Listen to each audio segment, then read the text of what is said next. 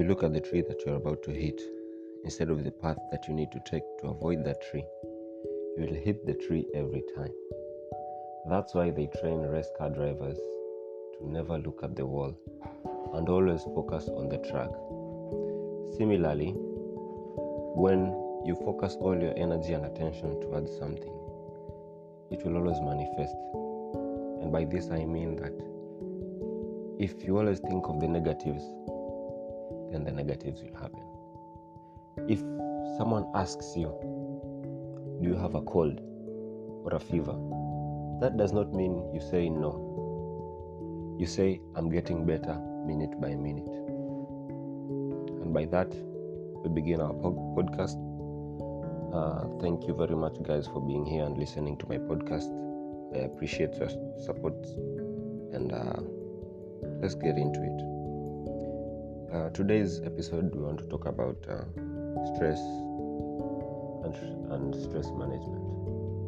Now, this is actually a very interesting topic because most of us always glide over such aspects in our lives because day to day we encounter various things that are stressful and various things that affect us in multiple ways. And actually stress is something that is quite grave, and it's a topic that most people try to avoid because everyone has stress. You will never live this life without having gone through stress. There are stressful situations day in, day out. We encounter them, and also we encounter them in our daily lives. Therefore, what is stress?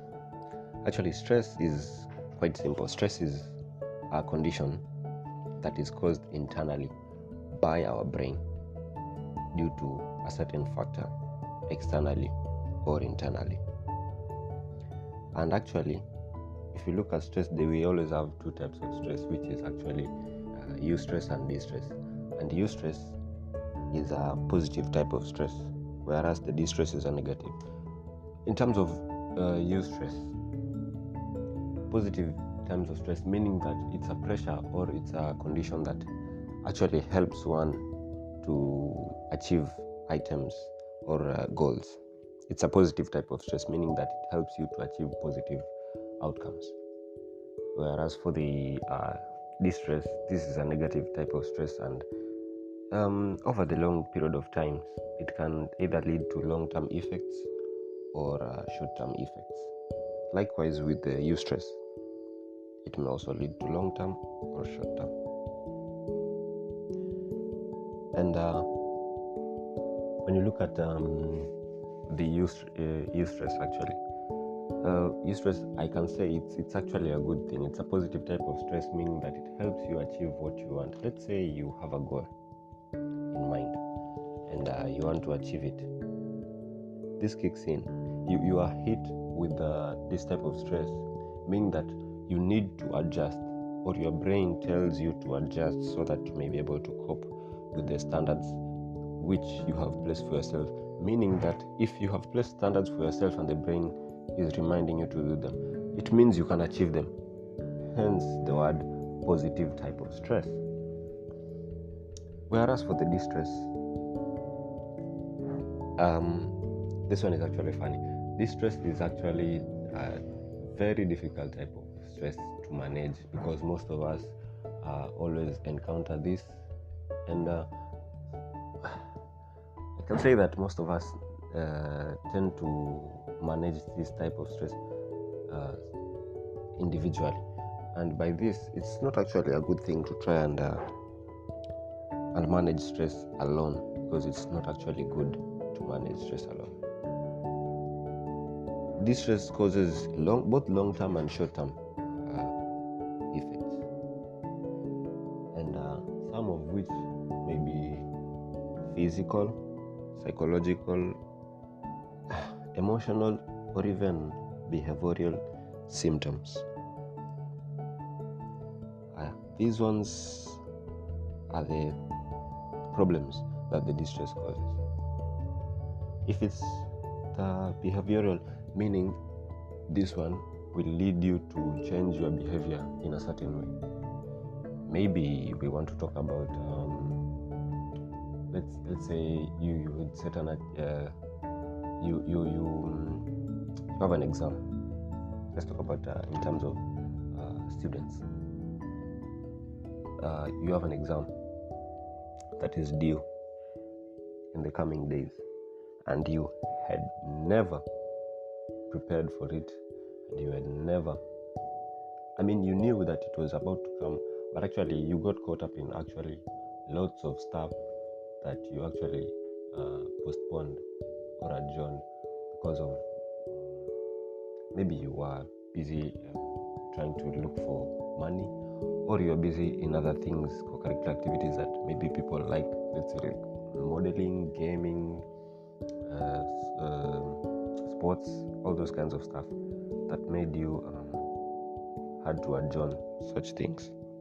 And when you start doing such things, it creates a certain type of behavior in you, meaning that every time you will always prioritize what makes you happy rather than what makes you what makes you relevant. By this sense, I mean that if you have an exam, exams I can always do them again and again, but sports is something that if you have a liking to, then you definitely have to focus on it, because if it's that your goal and that's what you hope to achieve or build upon in the next 5 to 10 years, then definitely you'll have to go with the latter. Stress in terms of longevity can cause also emotional changes, meaning that it can lead to decrease of your moods. And when your moods get diminished, most of the time people will start seeing the behavioral changes that I had talked about just before I went into the emotional changes, because your emotions come from within, and how you feel is how you feel. No one can take it away from you. And if it's a negative type of emotion, it's actually not good to focus on it, because it will actually lead you to things such as overthinking. And it's never good to become an overthinker, because overthinkers normally go through a lot, and it's quite painful to be overthinking about stuff. And being on the same topic of emotions, these types of stress that cause emotional distress always have a certain time frame and a certain stage in which they occur.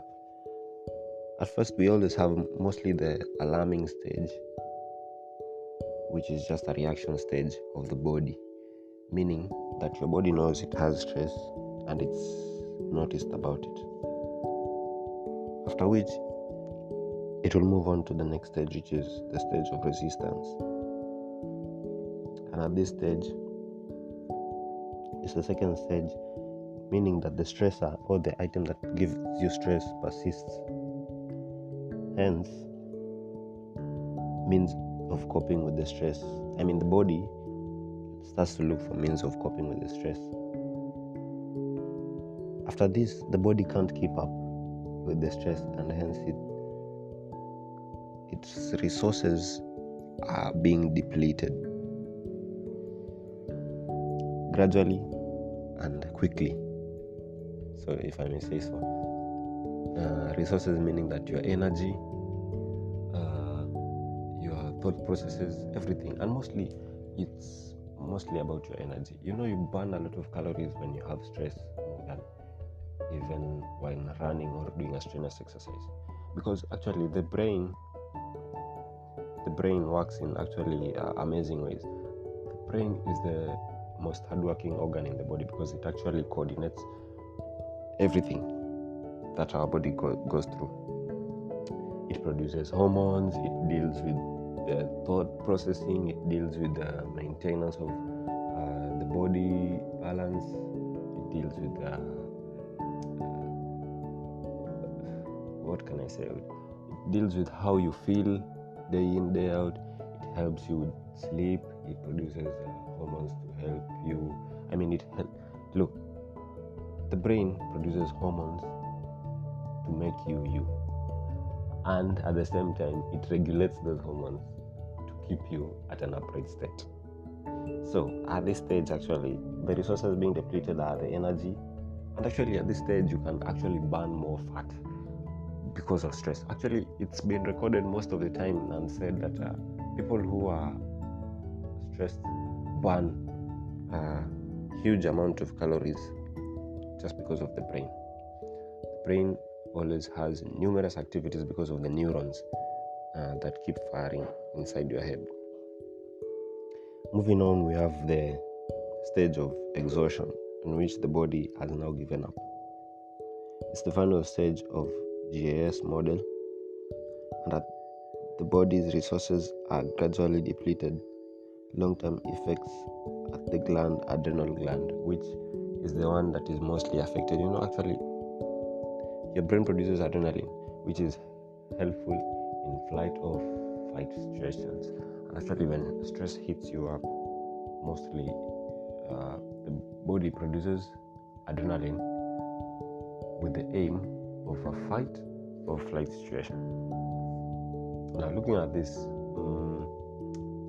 I can say, if you want to deal with such a situation of flight or fight that the brain is prepared for your body to undergo,